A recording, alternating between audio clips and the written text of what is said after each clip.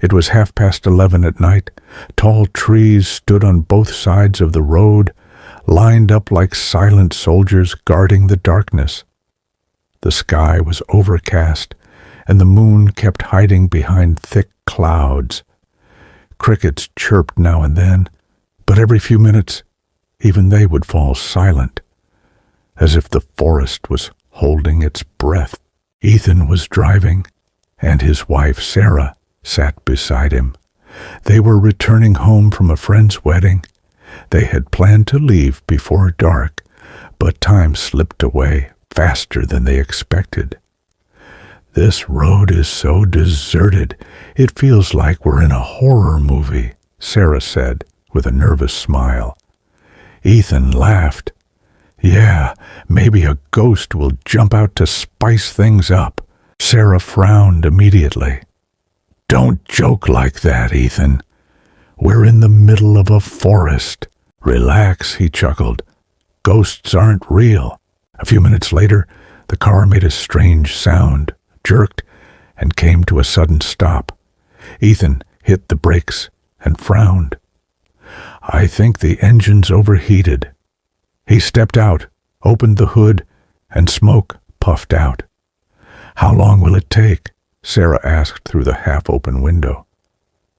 Ethan wiped the sweat from his forehead and said, "Might take a while. Stay inside. Don't get out." Sarah nodded.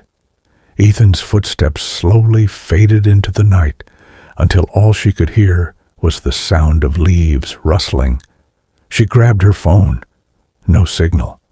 When she peered out the window, everything was swallowed in pitch-black darkness.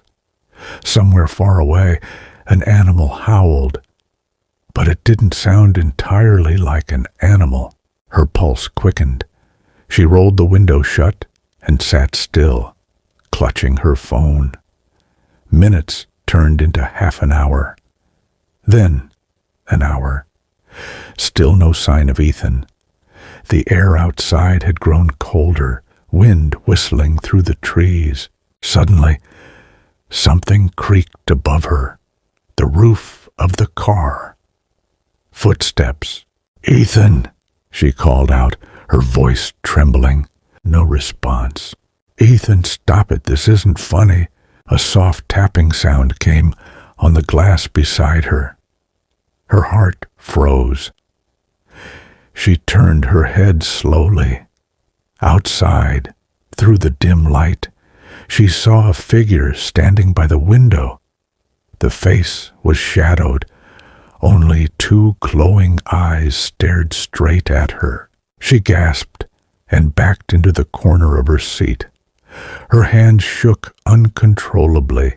The figure moved around to the back of the car, and the door handle rattled. The car was locked, thank God. Sarah wanted to scream, but no sound came out. Moments later, silence returned, so complete it was suffocating. She tried to calm herself, taking shallow breaths. Then, faintly, she heard footsteps approaching again. It was Ethan. She exhaled in relief and quickly opened the door. "Where the hell were you?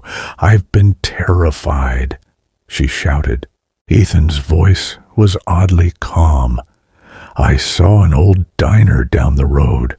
Thought I'd find help there, but it was empty.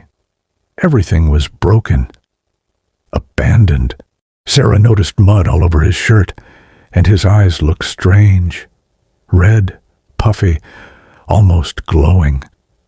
"Are you okay?" she asked softly. Ethan smiled, but it wasn't his usual smile. It looked forced, twisted. Without saying another word, he slid into the driver's seat. "Let's go," he said. Sarah's heart skipped. The car engine started on its own. Ethan hadn't even turned the key. The headlights cut through the fog as they drove deeper into the forest. Sarah stared outside. Every tree they passed had strange red marks on the trunks, like someone had smeared blood on them. "What are those?" she asked, her voice shaking. Ethan replied, "It's the same road, the one that keeps bringing me back." Her head snapped toward him. "What do you mean, bringing you back?" Ethan turned his face slowly toward her, and blood began dripping from his eyes. "Because I never left this forest," he whispered.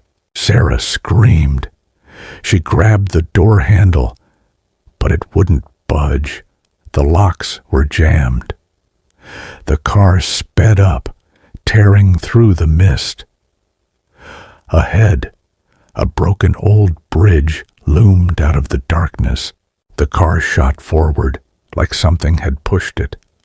The last thing Sarah saw was Ethan's face, expressionless, eyes bleeding, as the car plunged off the bridge. By morning, the police found the wreck at the bottom of the ravine. Inside was the body of a woman, Sarah. The driver's seat, however, was empty.